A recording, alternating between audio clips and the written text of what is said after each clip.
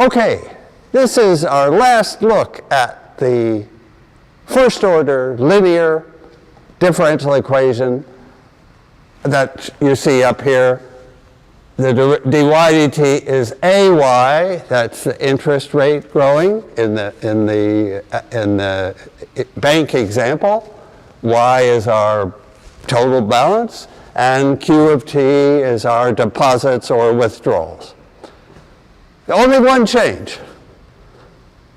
We allow the interest rate A to change with time. This we didn't see before. Now we will get a formula. It will be a formula we had before when A was constant, and now we'll see it. It looks a little messier, but the point is it can be done. We can solve that equation by a new way. So that's really the other point. Everybody, in the end, likes these integrating factors, and I'll call it M. And let me show you what it is and how it works. What it is the solution to the null equation with a minus sign. With a minus sign. dm dt equals minus a of t m. No source term, we can solve that equation. If A is constant, and I'll keep that case going because that's the one with simple, recognizable formulas. If A is a constant, that's just, we're looking for the function m whose derivative is minus am, and that function is e to the minus at. The derivative brings down the minus a that we want. In case A is varying, we can still solve this equation. It will still be an exponential of minus something. But what we have to put here, when I take the derivative of m, the derivative of that will come down. So I want the integral of A here. And then the derivative of the integral is A minus A coming down as it should. So I want minus the integral of A. And can I introduce dummy variable, say, A of t dt, just to make the notation look right. Okay. You see that, again, the derivative of m is always with an exponential. It's always the exponential times the derivative of the exponent, and the derivative of that exponent is minus a, because by the fundamental theorem of calculus, if I integrate a and take its derivative, I get a again. And it's that a that I want. Now, why do I want this m? How does it work? Here's the reason m succeeds. Look at the derivative of m times y. That's a product. So I'll use the product rule. I get the derivative of y times m, and then I get the derivative of m times y. But the derivative of m is minus a of tm, so I better put the derivative of m is minus a of tm times y. But what have I got here? Factor out an m, and that's just dy dt minus ay. dy dt minus ay is q. So when I factor out the m, I just have q. Altogether, this is m times q. Look, my differential equation couldn't look nicer. Multiplying by m made it just tell us that a derivative is a right-hand side. The solution to solve that equation, we just integrate both sides. So if you'll allow me to take that step, integrate both sides, and see what I've got, that will give us the formula we know when we're in the constant case, and the formula we've never seen for when t is varying, and then I'll do an example. Let me do an example right away. Suppose a of t, instead of being constant, is growing. The economy is, we're in hyperinflation. Suppose, take that example, if a of t is, let's say, 2t. The interest rate started low and moves up. Then growth is going to be faster and faster as time goes on. And what will be the integral of 2t? The integral of 2t is t squared. So m, in that case, will be e to the minus a t squared. E to the minus, sorry, there's no a anymore. A is just the 2t, e to the minus t squared. With the minus sign, it's dropping fast. In a minute, we'll have a plus sign there, and we'll see the growth. Do you see that this is the integrating factor when a of t happens to be 2t? Okay, now I come back to this equation and integrate both sides to get the answer. Okay. All right, the integral of my, of the derivative, the integral of the derivative is just m of t, y of t, minus m of 0, y of 0. That's the integral on the left side, and on the right side I have the integral of m times q from 0 to t.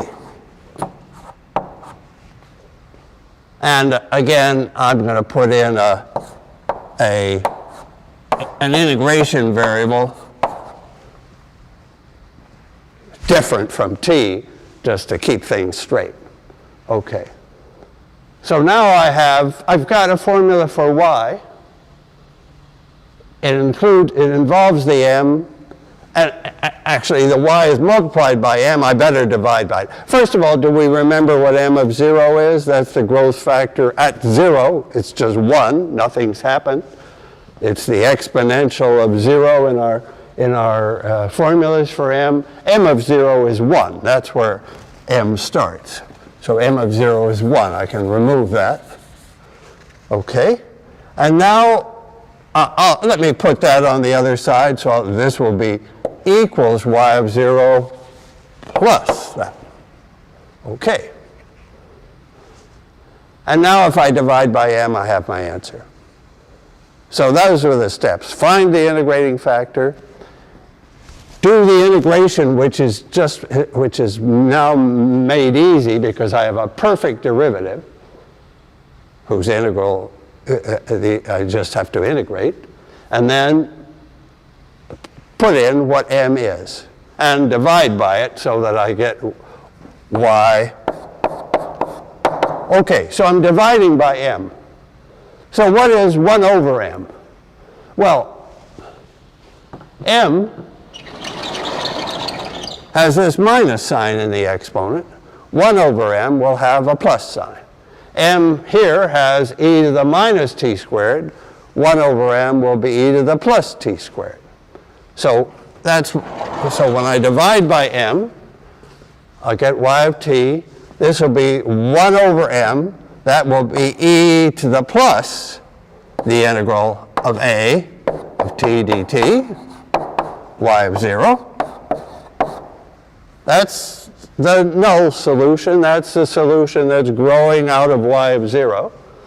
And now I have plus the integral from 0 to t of, remember, I'm dividing by m, so and that's e to the plus the integral from 0 to s of a times q of s ds.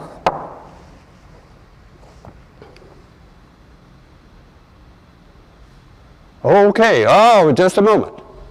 I'm dividing by m, and I had an m there. Oh, wait a minute, I haven't got it right here. So I want to know what is m at time s divided by m at time t. So this was the integral from 0 to s. This is an integral from 0 to t, and both are in the exponent.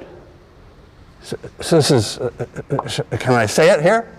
This is a e to the, dividing by m is the integral from 0 to t, and then I'm multiplying by e to the minus the integral from 0 to s. It's, the rule for exponents is, if I have a product of two exponentials, I add the exponents. When I add this to this knocks off the lower half of the integral. I'm left with the integral from s to t of a. So this was an integral of a minus an integral of a. Let me do our example. Our example up here. Example.